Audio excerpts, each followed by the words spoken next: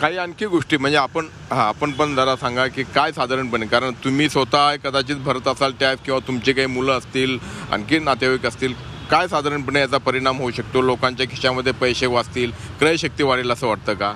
12 लाखाचे जे आत्ता त्यांनी केलेले आहे त्याच्यापर्यंत बरेचसे मध्यमवर्गीय लोक हे त्याच्यामध्ये येतील.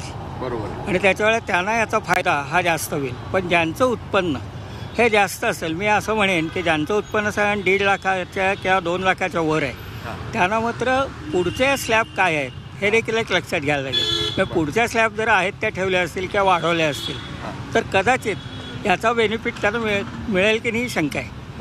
पण जर वरच्या देखील स्लॅब त्याच्यासारख्याच कमी केल्या असतील तर मात्र सगळ्यांनाच बेनिफिट होईल. आणि महत्त्वाचं म्हणजे की 4 पैसे जे टॅक्सच्या रूपानं जात होते ते स्वतःच्या खिशात राहतील आणि मग ते कुठेतरी पुणे मार्केटमध्ये वापरले जातील. क्रयशक्ती ज्याला म्हणतो आपण, खरेदीची. तर त्या अनुषंगाने तुम्ही कसं बघता याच्याकडे? एकूणच सगळ्या याला चालना मिळेल या सगळ्या मार्केटला किंवा एकूण व्यवसायाला याला काय? नाही, निश्चितच हे पैसे सर्क्युलेशनमध्ये येतील आणि हे सिनियर लोकांना केलं असल्यामुळे हे पैसे उडवायचे एन्जॉय करायचे याच्यामध्येच जातील ते. त्यामुळे बाईंग किंवा फिरणं किंवा याच्यामधनं हा खर्च होणारच आहे. बरोबर. त्याला इकॉनॉमीला निश्चित थोडी बूस्ट पण मिळालच. बरोबर. आपण काय सांगाल? काय नाही, घोषणा ही अतिशय चांगली केलेली आहे, त्यामुळे सिनियर लोकांना याचा जास्त फायदा होऊ शकतो.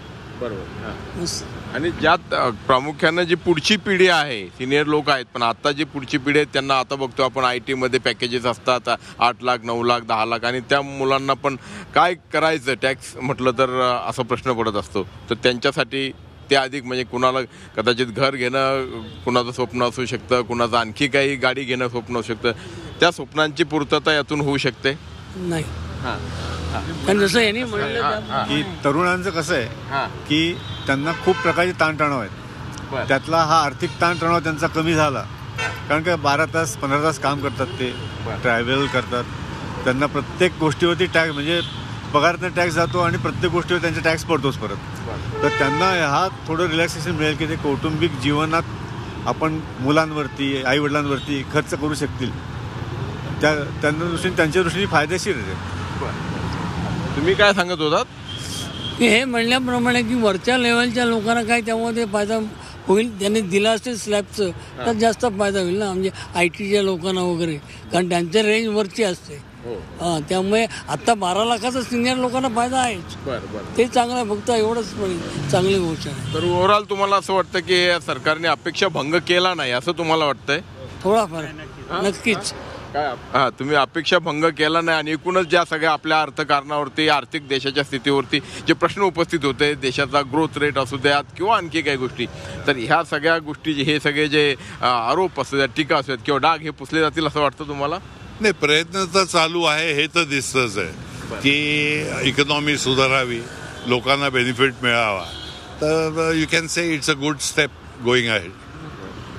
ठीक आहे. तर नाही की आत्ता हे सगळे जे तुम्हाला थोडेसे हे दिले त्यात एकच आहे की आत्ता ज्या किमती वाढत्या आहेत, म्हणजे गेल्या जर आपण बघितलं गेल्या 5 वर्षामध्ये तर किमती खूपच वाढलेल्या आहेत. बरोबर. त्या कमी करण्याच्या दृष्टीने जर सरकारने काय अजून प्रयत्न केले, त्याच्यासाठी त्यांना कुठेतरी मार्केटमध्ये नक्की काय चाललं आहे ह्याची थोडीशी माहिती घेऊन जर त्यांनी त्याच्यावर काही सुधारणा करण्याच्या दृष्टीने पावलं उचलली तर त्या सगळ्यांच्याच दृष्टीने चांगलं होईल.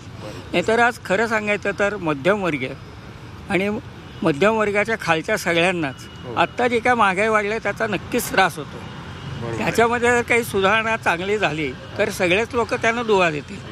काही गोष्टींमध्ये स्वस्त केल्याचं आज निर्मला सीतारामन यांनी सांगितलंय. मग विशेष करून मोठ्या आकाराचे TV असू द्यात किंवा मग मोबाईलच्या बॅटरी आणि चार्जर जे आहेत त्याच्या म्हणजे जो छोटे छोटे लाभ देण्याचा निश्चितपणे प्रयत्न आहे. पण एकूणच जर विचार केला तर बजेटचं स्वागत सर्वसामान्यांकडून होतं, त्याचप्रमाणे औद्योगिक आणि आर्थिक क्षेत्रातून देखील होतं आहे. पुणेकरांच्या या प्रतिक्रिया होत्या, निश्चितपणे या दखल घेण्यासारख्या आहेत.